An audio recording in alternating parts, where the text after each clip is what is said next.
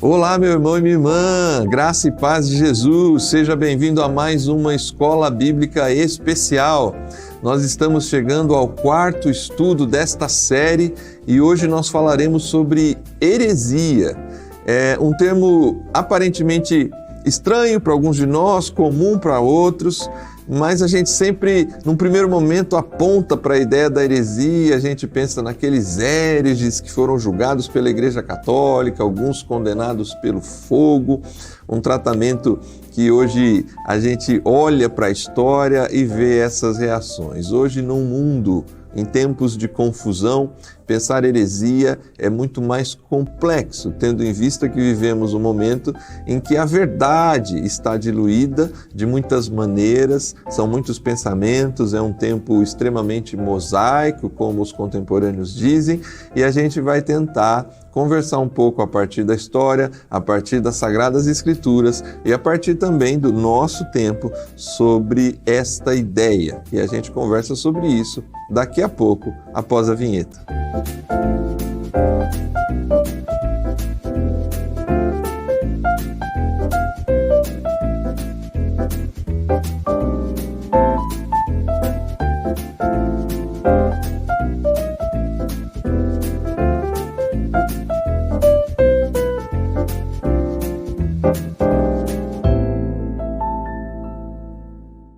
Muito bem, estamos de volta. É um prazer receber você aqui para mais esta Escola Bíblica Especial. E já fica desde já o nosso convite. Compartilhe esse link com seus amigos, com as pessoas que amam o estudo da Palavra de Deus, com a sua igreja local, para que mais pessoas tenham contato, para que mais pessoas acompanhem o estudo da lição junto aqui com a gente. Compartilhe esse link, curta aí a nossa live, em qualquer momento que você estiver assistindo, porque isso é importante aqui para a TV Viva a Promessa e para a divulgação do nosso conteúdo. Hoje nós estamos chegando na lição de número 4, Heresias Destruidoras. E para ajudar a conversar sobre esse assunto, nós temos aqui um pastor que eu acho que vai aparecer pela primeira vez aqui na Escola Bíblica Especial e quem sabe vai aparecer outras vezes aqui com a gente, não só na Escola Bíblica Especial, mas em outros programas também da TV Viva a Promessa. A gente tem o privilégio de receber hoje aqui o pastor Santiago, mais conhecido como Santi, pastor Santi ou Santi, como a gente costuma tratá-lo aqui. Então, se eu chamar ele de Santi durante a nossa Escola Bíblica Especial, não estranhe. Pastor Santiago é da Argentina, talvez alguns de vocês conhecem, e ele tem recebido uma grande missão aqui na TV Viva a Promessa, para dirigir a TV Viva a Promessa para esse novo ciclo administrativo. Nós realizamos esse convite a ele aceitou, a Igreja da Argentina aceitou, apesar que com muita dor, mas ele está com a gente aqui e é um prazer recebê-lo, pastor Santiago, seja muito bem-vindo ao Brasil, a missão que Deus trouxe a você e também a Escola Bíblica Especial. Dê uma saudação aí para os nossos irmãos que estão acompanhando a Escola Bíblica. Amém. Bom, Júnior, pode chamar de Júnior? Pode. Beleza. Bom, obrigado pelo convite para participar aqui desse programa tão importante, né, para a nossa TV, para a nossa igreja. Graça e paz, meus irmãos. É uma honra realmente estar aqui com essa missão, mas também sendo útil, né, nas mãos do Senhor para abençoar tantas vidas aqui também no Brasil, né? E eu também, não sei se você me deixa, mas eu também quero cumprimentar, saludar a nossos hermanos que hablan espanhol. Sim. Porque sé que nos acompañan a la TV Viva Promesa. Así que mi saludo, la paz del Señor para los hermanos ahí de Argentina, de Paraguay, de Chile y todos los hermanos que hablan español. Les mando un abrazo y que esta lección bíblica, este tema que vamos a tratar hoy, sea de bendición también. Muito bem, é bem verdade. Muitos irmãos de língua hispânica nos acompanham. De vez em quando a gente manda, há um tempo atrás pediram, inclusive, mande um abraço para os irmãos do Paraguai, que eles nos acompanham bastante, sei que na Argentina também. E hoje, olha só, a gente teve essa oportunidade aqui, o pessoal da edição vai ter que até botar uma legenda para os brasileiros aí entenderem essa saudação. Muito bom, sejam muito bem-vindos, irmãos de todos os países que têm acompanhado aqui a TV Viva Promessa. Amém. Bom, Santi, vamos lá, vamos entrar no estudo da Palavra de Deus. O texto-chave é o texto base dessa lição, ela se encontra na segunda carta de Pedro, capítulo 2, o verso 1. No passado, surgiram falsos profetas no meio do povo, como também surgirão entre vocês falsos mestres. Estes introduzirão secretamente heresias destruidoras. É isso que dá tema a essa lição. Chegando a negar o soberano que os resgatou, trazendo sobre si mesmos repentina destruição. Esse texto base dá origem ao estudo Heresias Destruidoras, e ele vai nos apontar já algumas coisas. Antes de entrarmos nas perguntas propriamente ditas, pastor, eu gostaria de ouvir um pouco sobre, talvez, duas coisas que me chamam a atenção nesse texto base. Primeiro, a ideia de heresia. Sim. Apesar de eu ter iniciado falando sobre essa ideia, principalmente na história, né, de hereges que foram condenados pela igreja ao longo da sua história, o texto aqui parece mostrar que já houve hereges antes do tempo de Cristo, sim, que haveria ali naqueles primeiros anos e parece que é algo que acompanha a história da igreja. Esse é um fator. O outro fator que para mim me salta aos olhos quando a gente pensa na heresia do ponto de vista do cristianismo é a expressão assim: eles introduziram heresias destruidoras, chegando a negar o soberano que os resgatou. Parece que dentro do cristianismo, a ideia da heresia, o ponto final dela, o ponto mais traumático, perigoso, é negar Jesus o Cristo, sim, negar a redenção, negar quem é Jesus e a sua obra. Há um distanciamento da doutrina principal do cristianismo, que é a ideia da redenção por meio de Cristo Jesus. Parece que essas duas ideias estão presentes aqui nessa primeira fala de Pedro, não é? Sim, e até parece que essas pessoas, né, que estavam de repente ensinando isso, elas tinham conhecido Jesus, né? Elas tinham conhecido a obra de Cristo e elas chegaram ao ponto, né, de, como fala aqui o texto, de negar. Então aí onde parece assim que a coisa fica mais grave, né? Porque era um pessoal que tinha de repente experimentado, né, conhecido Jesus. Aí depois a gente vai ver o que aconteceu, né? Alguns pontos assim que dá para refletir por que eles chegaram a esse ponto de ensinar, né, falsas doutrinas ao ponto de negar o próprio Cristo, né? E a questão da heresia? Ajuda aí os nossos amigos que nos acompanham a definir o que é heresia. Ok. É um termo bastante interessante, né? Porque assim, a lição vai falar aqui, né, que é um termo grego que é airesis. Mas é um termo que denota escolha, denota preferência, seleção. Mas aí a gente pensa assim, mas o que tem de errado, né, nesse termo? Porque a gente faz escolhas, sim, a gente tem preferências, até é bom, né? Mas é interessante que esse termo tem uma conotação no original negativa, né? Você falou aí herege ou herege? Herege. Herege, aí tá. Herege é aquele que escolhe, aquele que prefere, né, se colocar em contra, né, dos postulados que até ele talvez fez parte, né? Então, um herege religioso é aquele que se coloca em contra, né, dos postulados cristãos, que ele escolhe, ele prefere falar ou se colocar em contra, né, da doutrina cristã. No início da mensagem cristã, os primeiros cristãos, para os judeus, eram hereges. São considerados hereges, não são? Porque, aliás, existe até o termo, a heresia dos cristãos, né? Sim. Então, esse povo do caminho, que é a primeira forma, talvez, como os cristãos são chamados ali em Atos, na verdade, ali, a leitura inicial que se tem é que é um grupo de judeus que agora tem uma nova maneira de olhar, e essa maneira é herética, porque se afasta.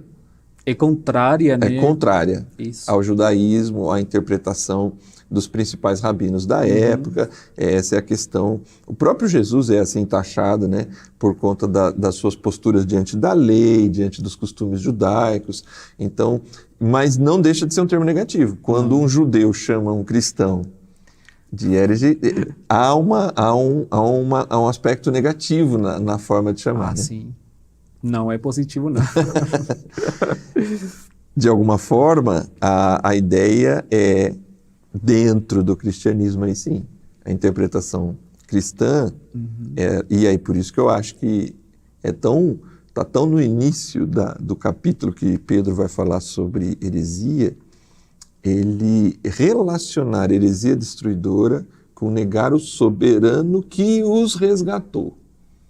O que dá a ideia de que eles conheciam, Sim. que eles também foram resgatados pelo Senhor, mas agora eles negam, eles se afastam. E isso vai se manifestar, óbvio, em diversas doutrinas, mas fundamentalmente dentro do cristianismo, a heresia ela é percebida, ou ela chega no seu ponto máximo quando se nega a obra da redenção. Sim. Né? Vamos lá, então, avançar dentro de algumas questões que se destacam a partir das perguntas que temos aqui, que vão nos ajudar a compreender esse caminho da heresia na compreensão de Pedro. A primeira questão é assim: leia os 4 primeiros parágrafos e também 2 Pedro 2, 1 a 3, e comente sobre o comportamento dos falsos mestres denunciados por Pedro na sua carta. Quem eram esses falsos mestres e como agiam? Ok. Eu acho bom ler, né? Sim. Vamos ler aqui 2 Pedro 2, do versículo 1 até o versículo 3. Diz assim, eu vou ler na versão NVI. No passado, surgiram falsos profetas no meio do povo, como também surgirão entre vocês falsos mestres. Estes introduzirão secretamente heresias destruidoras, chegando a negar o soberano que os resgatou, trazendo sobre si mesmos repentina destruição. Muitos seguirão os caminhos vergonhosos desses homens, e por causa deles será difamado o caminho da verdade. Em sua cobiça, tais mestres os explorarão com histórias que inventaram. Há muito tempo a sua condenação paira sobre eles e a sua destruição não tarda. A maioria dos comentaristas, Júnior, eles concordam, né, que não há uma descrição assim exata de quem são essas pessoas, né? Mas eles concordam que são líderes, né? Líderes que ostentavam autoridade dentro da igreja. Por conta do que a gente comentou aqui, né, que eles faziam parte da igreja, eles também tinham sido resgatados pela obra de Cristo, né? Eles talvez tinham essa aparência de autoridade dentro da igreja. Mas aí interessante, né, como Pedro ele descreve, né, o atuar deles. E é importante fazer uma conexão com o capítulo 3, o capítulo seguinte aí de Pedro, porque Pedro ele vai falar também, vai animar a igreja e tratar com a igreja a questão da aparente demora, né, da vinda de Cristo. Porque assim, ele vai tratar isso, né, talvez a gente vai estudar nas próximas lições, mas o que a maioria concorda é que talvez essa forma de atuar desses líderes, essa forma libertina, essa forma de explorar os irmãos, essa forma de ensinar nessas doutrinas que são destrutoras, né, que Pedro vai falar, talvez tenha a ver com a questão de que, como Cristo está demorando, como Cristo não está vindo, né, aparentemente ele não vai vir, aparentemente esse negócio aí de juízo final não vai acontecer, é uma mentira, então é uma desculpa para fazer o que eles estão fazendo, né? Aí entra a questão do pecado, a questão da libertinagem, a questão da exploração, né, dos irmãos, e assim, o ensino, né, o ensino de uma doutrina que acaba destruindo, né, a igreja. Sim, você está falando, nós temos um caso recente, presente nos últimos dias, as notícias, pelo menos aqui no Brasil, estouraram semana passada, de um pastor muito proeminente, respeitado na Nigéria. E ele, inclusive, já faleceu. E mais de 35 mulheres o acusam de assédio, de violência. E para o que mais me assustou é que uma filha dele também apresentou relatos de ser aprisionada dentro de um quarto e tudo mais. Essa ideia é da heresia que vem conjugada com um antinomianismo, né? uma rejeição da lei e, ao mesmo tempo, de um falso moralismo, que são duas maneiras de olhar para o mesmo assunto, né? Negar completamente a ação da lei de Deus e, por outro lado, aplicar a lei de Deus de uma forma extremamente equivocada, trazendo peso, cargas excessivas sobre as pessoas, e um moralismo que se manifesta na exploração. Sim. Das mais diversas, financeira, emocional, sexual, fazendo com que as pessoas sejam subjugadas a esses líderes a partir das suas personalidades, né? Por conhecerem o Evangelho, por vezes esses líderes, eles são... A lição fala disso, né? Libertinos, exploradores e dissimulados, né? Sim. Mas com uma capacidade de defender o que pensam para aproveitar-se das pessoas, que acaba enganando a muitos, né? Mas é isso que acontece, porque a gente pensa, né? Como as pessoas, elas são enganadas. Como as pessoas, elas acabam acreditando nessas heresias. E aí tem a ver, muitas vezes, com essa posição desses líderes. Eles têm autoridade. Eles são reconhecidos dentro da igreja, né? Como você falou, por conta do caráter deles, da influência que eles têm nas pessoas. Então, você falou do caso da Nigéria, mas assim, quantos casos, né, tem aqui na América Latina mesmo? Sim. Né? A gente, lá na Argentina mesmo, tem pessoas, né, que são mal vistas. Depois a gente vai falar sobre o que acontece, né, para a sociedade, mas são mal vistas, né, e a gente pode, por isso eu acho assim oportuna, né, a lição para nos alertar sobre isso, né? Sim. Porque nós reconhecemos a autoridade das pessoas, a gente reconhece a liderança das pessoas, mas como isso pode ser, né, destrutivo, né? Sim. Se for mal utilizado, né? Eu não tem como não voltar em Jesus, né? Você conhece a árvore pelo seu fruto, né? Sim. E é nesse ponto do Sermão da Montanha que Jesus fala de alguns líderes que em algum momento ele vai dizer, nunca conheci vocês, né? Apartai-vos de mim, né? Falei, eles vão dizer, mas a gente pregou, profetizou, expulsou demônio, te chamou, Senhor, Senhor, etc. E ele vai dizer, eu não conheço vocês, porque Pedro usa essa expressão, Judas também vai usar essa expressão, são nuvens sem água. Sim. São vazios por dentro, né? Eles têm uma aparência de algo que, na verdade, não são. Tem. Então, eu acho que essa primeira questão nos ajuda a identificar a heresia a partir do comportamento desse possível líder, né? Há nele uma disfunção entre o que prega e o que realmente vive. Isso. A maneira como trata as pessoas e o interesse que está por trás daquilo que ele faz, né?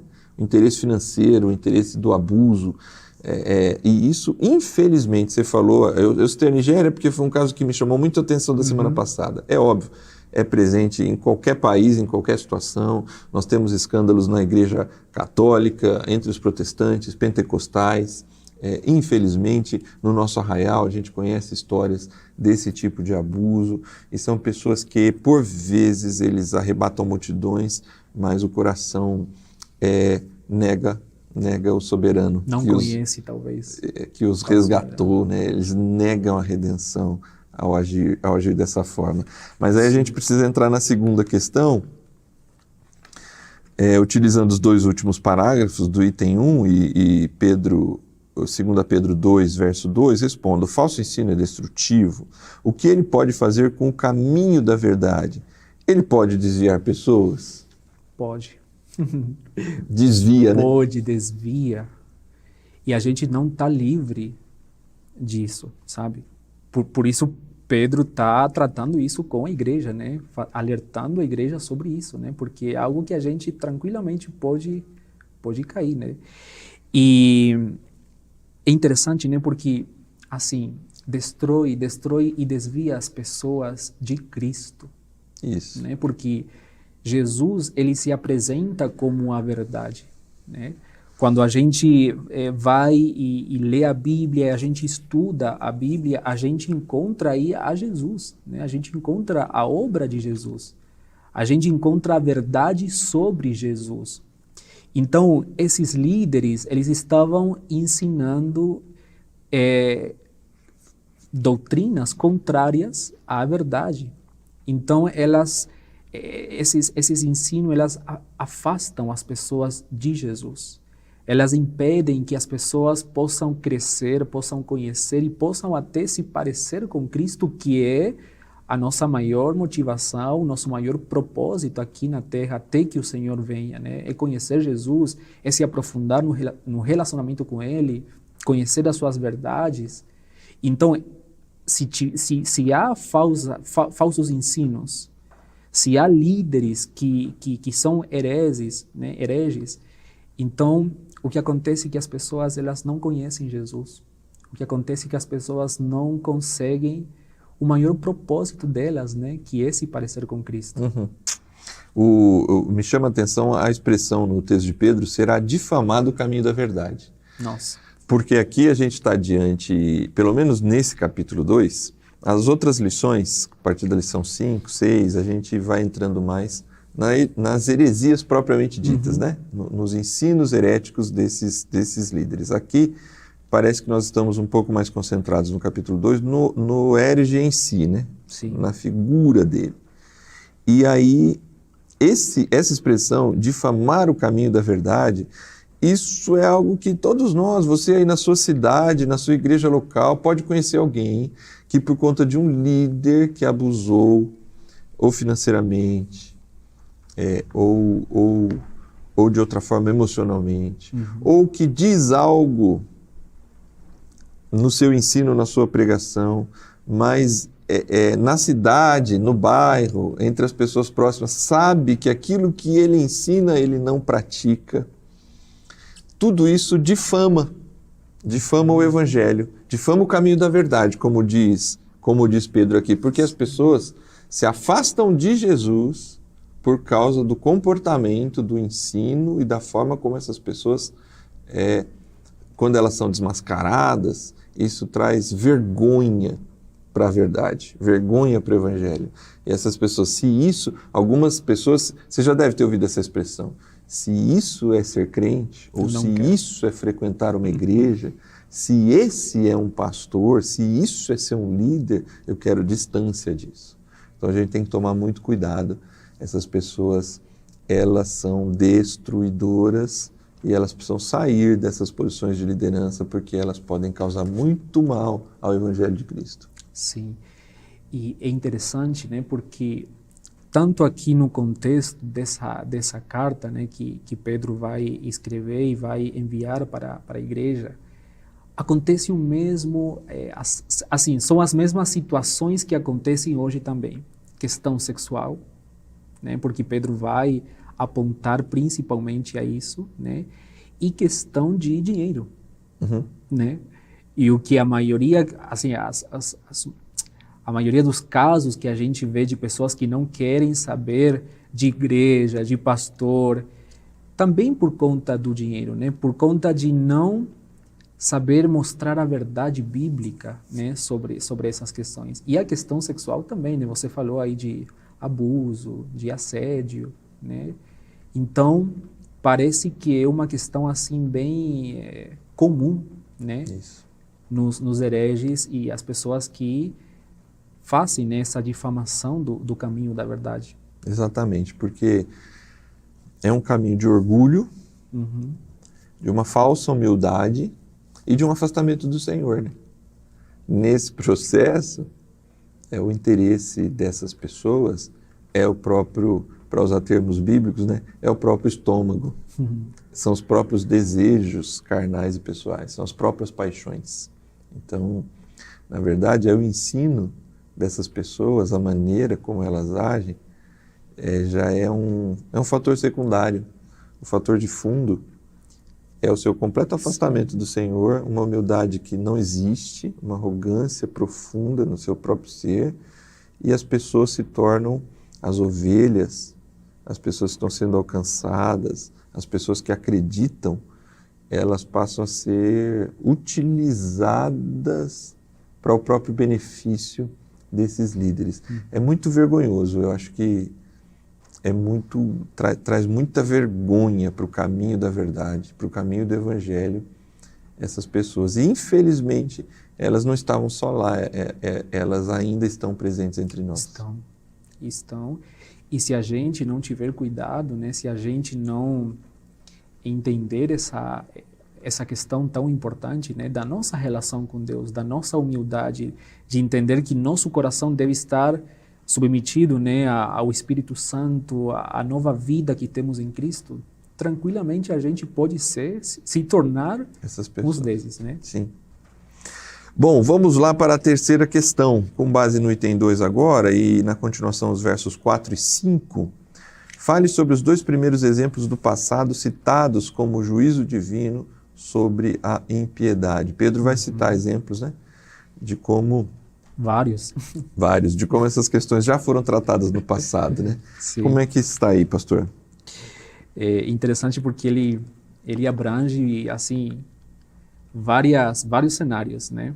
Porque ele vai falar, em primeiro lugar, sobre os anjos, né? Seres espirituais, que lá no passado, né, eles rejeitaram, né, Deus. Eles, assim, tiveram o mesmo comportamento, né, quanto esses líderes aqui.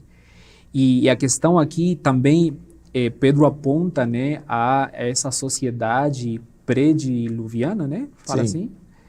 assim, que também, né, uma sociedade violenta. Eu acho muito interessante o que Gênesis fala, Gênesis 6 vai falar sobre essa descrição, né, dessas pessoas, né, uma sociedade muito violenta, né, uma violência que nem hoje dá para ver, né, e a gente entende que para nós, né, vivemos em um tempo de muita violência, mas essas pessoas, tanto essas pessoas quanto esses anjos, né, que se afastaram de Deus, que eles abandonaram o lugar que tinham, né, de serviço, de ministração na presença de Deus, eles não ficaram sem a punição, sem o juízo de parte de Deus.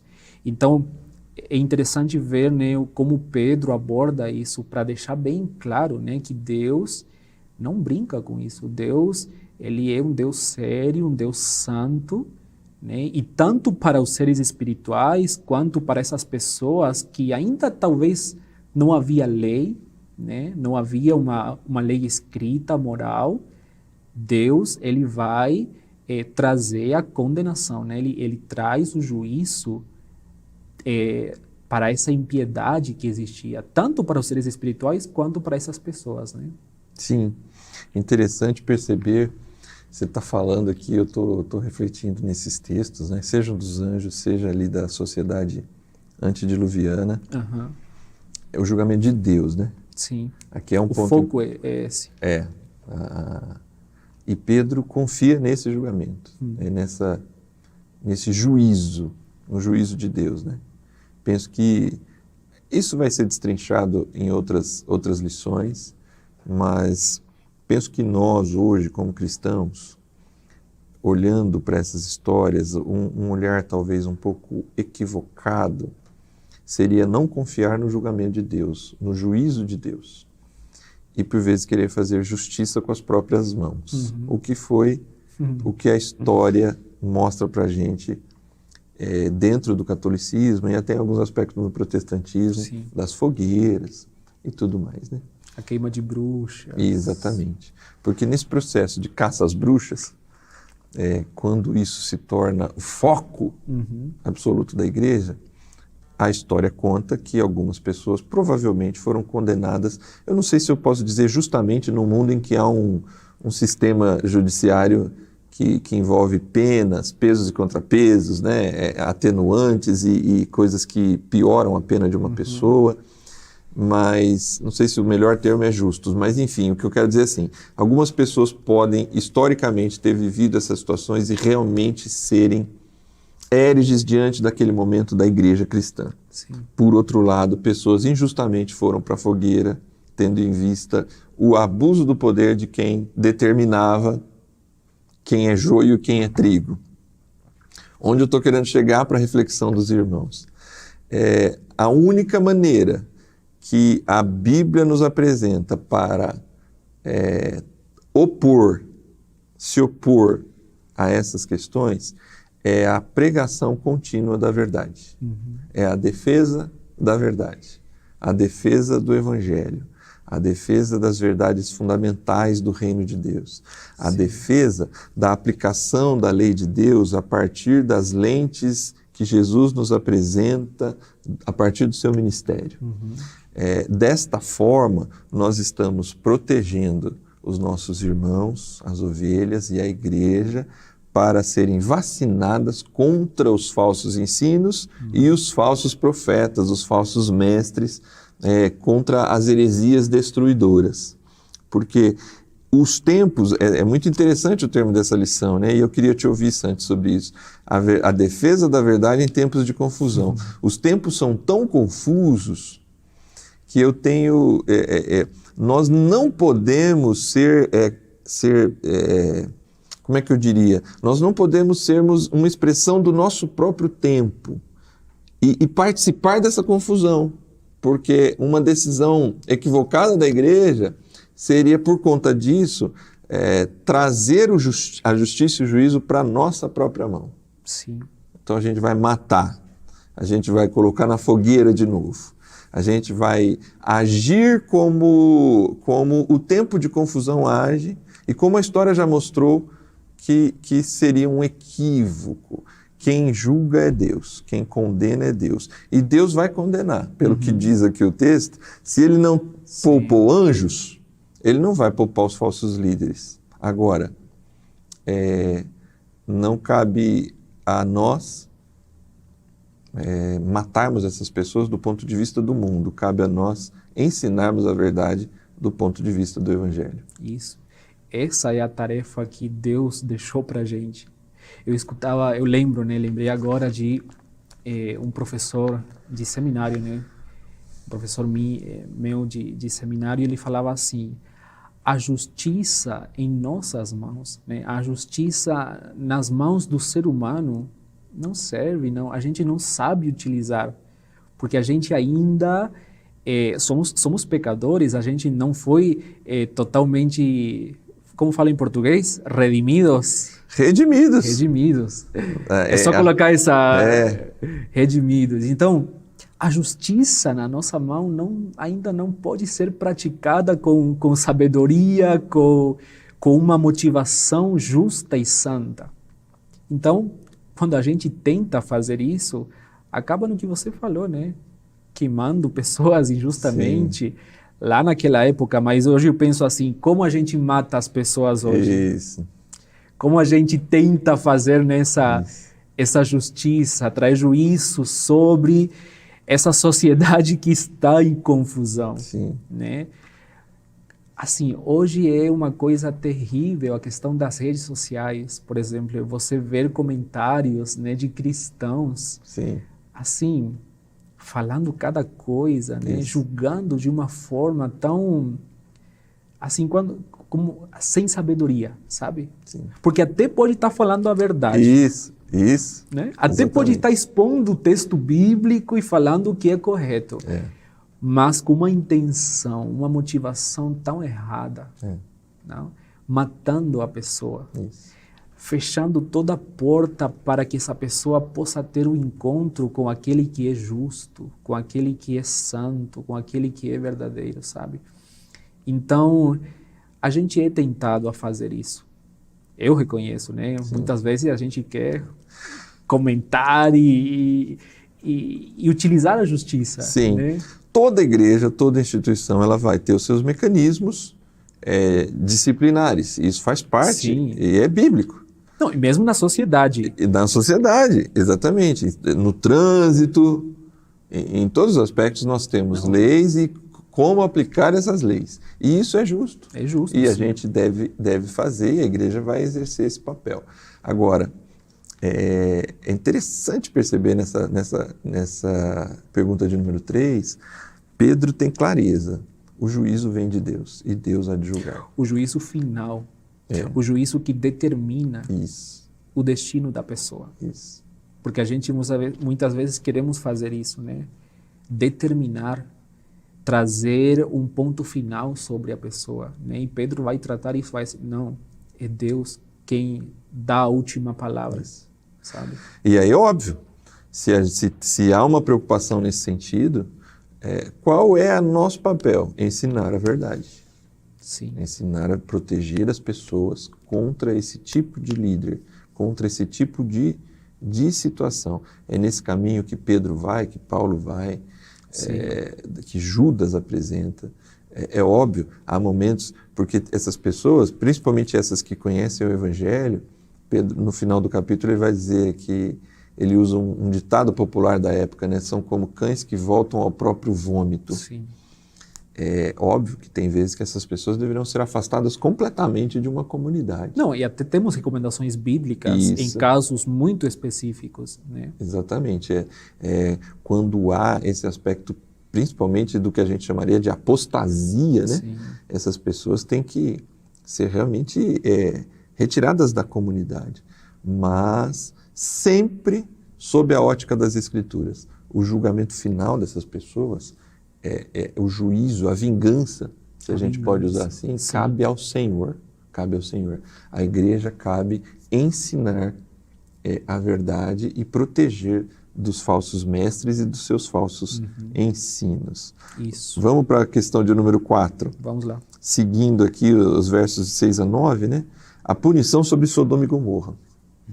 E sobre como Deus preservou os justos ao longo dos tempos e sempre preservará os santos de ameaças destrutivas. Comente, por favor, Santi. Sim. Aqui Pedro, ele vai dar esse exemplo, né, com Sodoma e Gomorra. Também uma cidade, assim, um pouco parecida, talvez, com a sociedade pré-dilúvio. Né? Sim, exatamente. Mas aqui a gente tem, assim, descrições mais específicas de como era essa sociedade, né? Principalmente aí na questão moral, na questão sexual, né? Muito parecida também com o que acontece hoje, né? Mas aí eu acho, assim, muito sábio da parte de Pedro colocar a questão aí de Ló. É Ló? Ló. Em espanhol é Lot. Ah, é? Tem um T no final. Tá vendo? Agora a Escola Bíblica Especial, quando o Santi estiver, não será só teologia, será também de espanhol. Ensinar espanhol para os irmãos. Então é interessante como ele coloca, né, a situação aí de Ló, porque assim, eu vejo dessa forma aqui, Júnior. Não é desculpa você estar numa sociedade corrupta, uma sociedade que é imoral, né, que é normal essa imoralidade, porque esse é o postulado que a gente tem hoje. Né? É normal a questão das ideologias, da liberdade na questão sexual, assim, questão de dinheiro, né? Você tem um mundo que é corrompido pelo pecado. E a gente está dentro desse mundo, a gente faz parte da sociedade, a gente vive aqui, trabalha aqui, forma família, estuda nesse mundo, né? Mas isso não é uma desculpa para concordar, para viver conforme esse mundo. Eu acho que esse é o desafio que Pedro quer apresentar para a igreja. Assim, vocês estão passando por essa situação, tem falsos mestres, eles estão ensinando coisas que são contrárias à palavra de Deus, eles estão vivendo de uma forma contrária à palavra de Deus, mas assim como Deus preservou a Ló, ele também cuida da gente, ele também é sábio para nos livrar das tentações, para nos livrar de todas essas questões que fazem parte deste mundo pecaminoso, né? Então, a minha leitura nessa parte aqui é interessante, né? Como Deus preserva, como Deus cuida daqueles que realmente entendem que Deus existe, que Deus é real, que Deus ele está presente em nós através do seu Espírito, que é possível sim viver uma vida guiada pelo Espírito, é possível sim vencer as tentações, é possível ser livre do pecado em si, mas viver no mundo pecador não é uma desculpa para assim viver conforme a isso, né? Então eu vejo dessa forma essa proposta aqui de Pedro com trazer, né, o caso aí de Sodoma e Gomorra e colocar também a situação aí de Ló, né? Uhum. Você está colocando, é muito interessante nós refletirmos junto com os nossos amigos, irmãos e irmãs que nos acompanham. Sempre haverá esses homens e mulheres entre nós. Uhum. O julgamento final caberá e Deus já está julgando essas pessoas. Sodoma e Gomorra é essa realidade de extremo distanciamento, né, moral. Sim. E que, como você bem disse, se parece muito com os nossos tempos também, como se parecia com os tempos antediluvianos, como você citou. Mas há uma preservação dos santos, E aí você citou Ló, né? Aí a gente também tem Noé, você também citou aí o Noé, que ele e sua família são salvos ali por meio da arca, né? E Ló também é retirado da cidade com sua família. E aí me fez lembrar de Hebreus capítulo 11, aonde seja Noé, Abraão, Ló, essas coisas lhes são imputadas como justiça por meio da fé. Sim. A preservação das nossas famílias diante dessas realidades, a preservação dos justos, dos santos, de novo, é interessante como amarra com o início.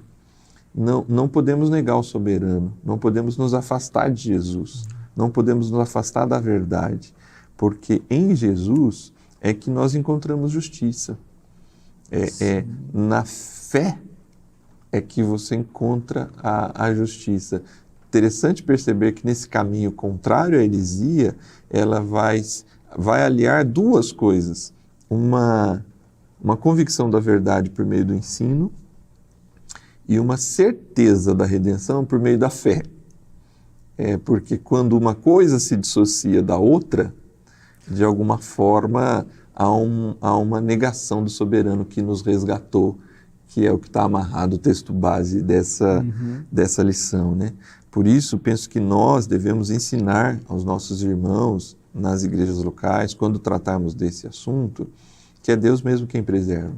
E é a fé em Jesus, aliado ao ensino da verdade, que vai dando essa condição, essa vacina, essa preservação do erro.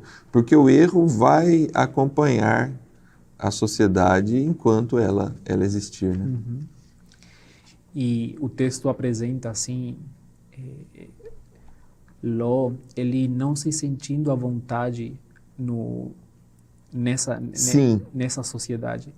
o texto fala, né, que Ló estava constrangido, né? Ele queria sair de lá, sabe? Porque ele era justo, né? Ele queria agradar a Deus.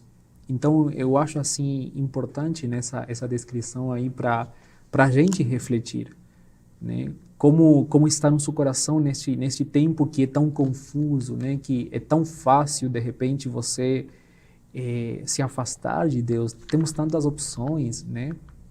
Mas aí o coração daquele que é preservado, aquele que confia no Senhor, aquele que é justificado pela graça, pelo sacrifício de Jesus, ele entende que ele não pode viver dessa forma, né? Que ele pode fazer a diferença nesse tempo tão confuso, né? Por meio da fé, como você falou. Isto.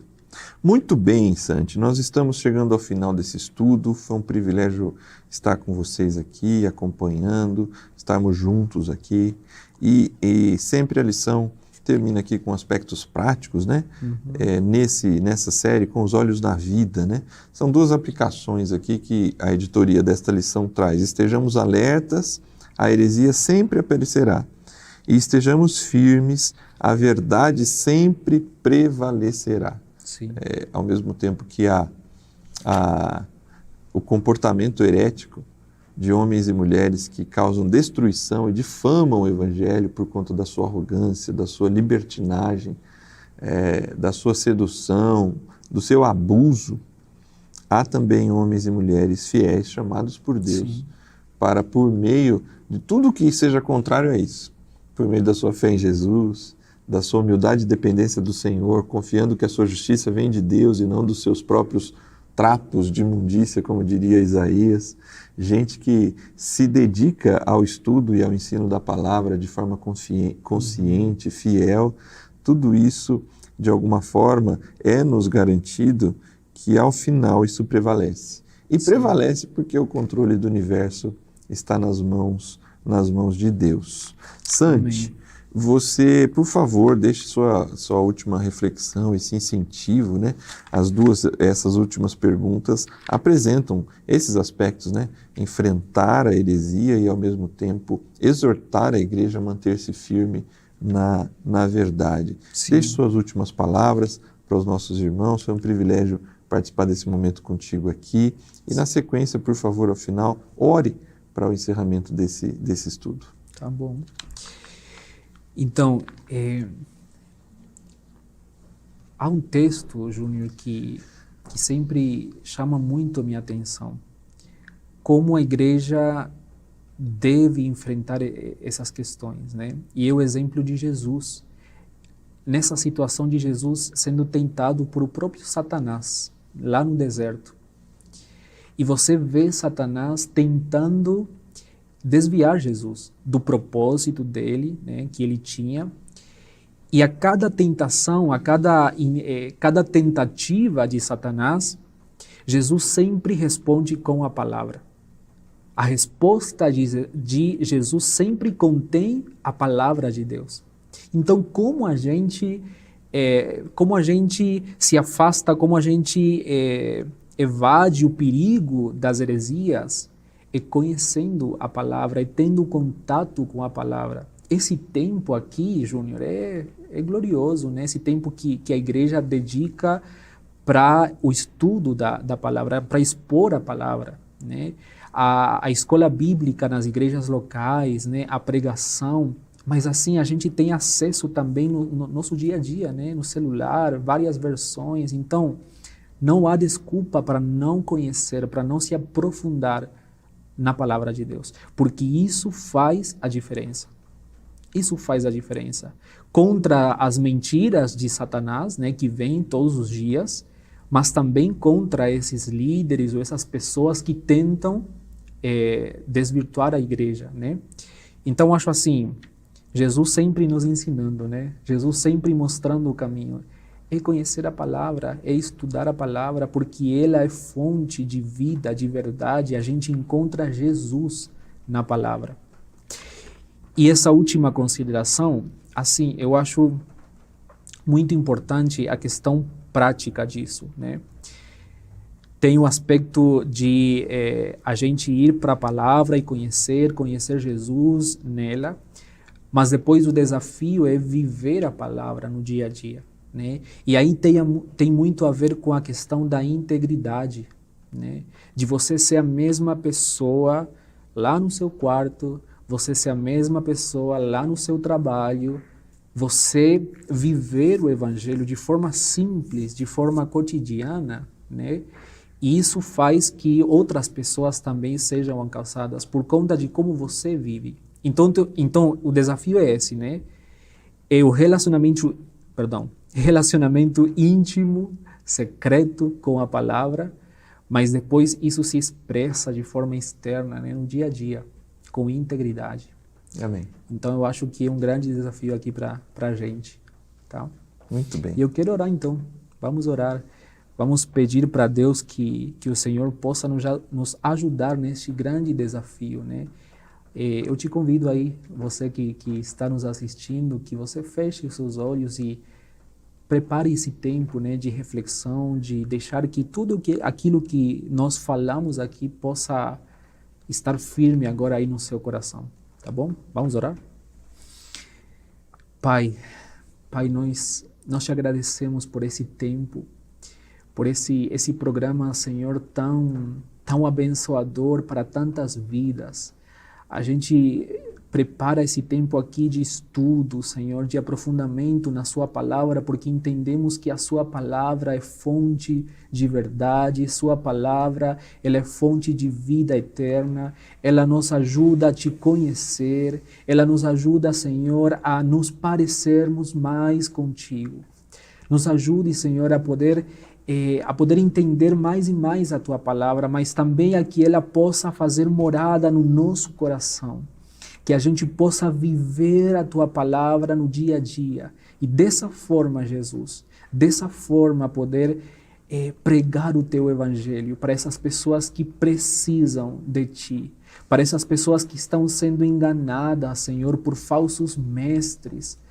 Pai, e nós confiamos que o juízo, a vingança sobre eles é Tua, Jesus. A última palavra, Senhor, é Tua. Nosso trabalho é Te conhecer por meio da palavra, é pregar a palavra, é ensiná-la, Senhor. E assim mostrar a Tua verdade que liberta e que traz salvação, Senhor. Nós Te agradecemos em nome de Jesus. Amém. Amém. Obrigado, pastor Santiago. Obrigado você que nos acompanha de casa. Obrigado pelo tempo que você dedicou a esse estudo. É um privilégio ter a sua audiência e a sua participação aqui com a gente. Semana que vem nós continuaremos nesse tema, na lição de número 5, e a gente espera você. Que Deus te abençoe e a gente se encontra nas próximas lições. Até lá!